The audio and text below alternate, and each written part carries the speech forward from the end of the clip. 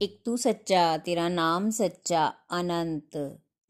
पृष्ठ 589। सतपुरुष बाबा फुलसंदे वाले कहते हैं, हे परमेश्वर, तेरे देवता मेरे संग संग चलते थे। हे परमेश्वर, मैंने तो जीवन और मृत्यु के दोनों तट पर तुमको ही अपने साथ खड़ा पाया। सतपुरुष बाबा फुलसंदे वालों से एक दिन त्राहिमाम ने पूछा, हे परम पुरुष, भवसागर पार करने के लिए क्या उपाय करना चाहिए? हुजूर सतपुरुष ने कहा कि अपनी जुबान और दिल इन दोनों को पवित्र और काबू में रखो।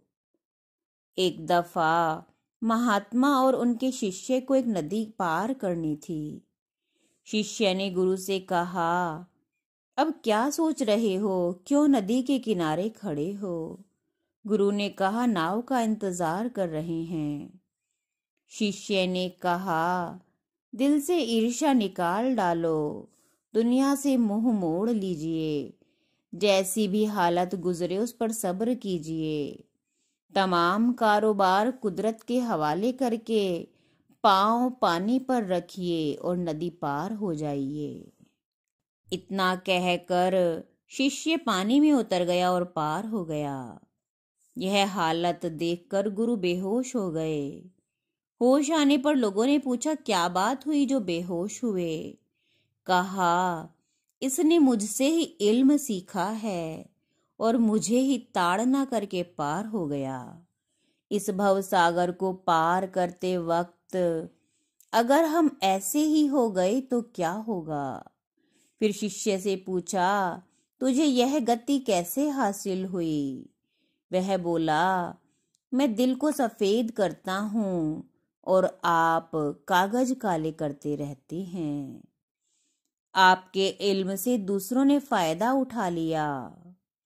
सतपुरुष फरमाते हैं कि हे त्राहिमाम, कोई ज्ञान से नहीं, बातों से नहीं, अमल करने से ही भवसागर पार कर सकता है। हे देवात्माओं, सतगुरु जिसका सम्मान करते हैं तुम भी उसका सम्मान करो। जो सतगुरु का प्यारा हो तुम भी उससे प्रेम रखना, उससे ईर्ष्या या वैर मत रखना।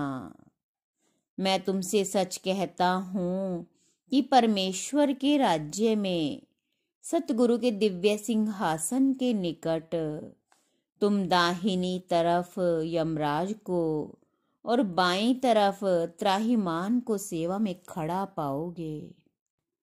विष्णु के वाहन गरुड़ ने तपस्विनी शांडली सती की भक्ति, तप आदि देखकर ये चाहा कि उसे अपनी पीठ पर बैठाकर बैकुंठ में ले चले, पर गरुड़ के अंग गल गए।